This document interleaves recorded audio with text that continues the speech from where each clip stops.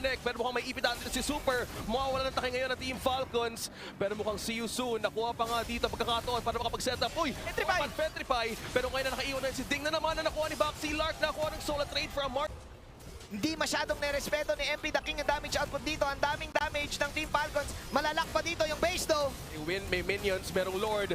Subukan pa rin damage sila the Galing ni knockup. Soul! Tingnan mo yan, Soul with the win. Pero ngayon mamabakaway ang si Yusun. Ang depensa pa rin ng Team Falcons. Soul! Nandun pa rin.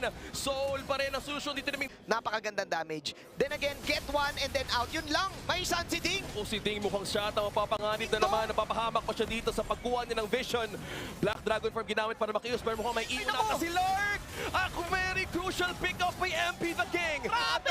Nakuha ng isa si Kenji pa ang nawala. Idagdag mo na si Super and see you soon. Ginamit nga yung bait na punta sa Lord. Pero ngayon, dalawa na lang ang naiiwan. At see you soon. Hindi na kailangan ng objective dahil kukunin nila ang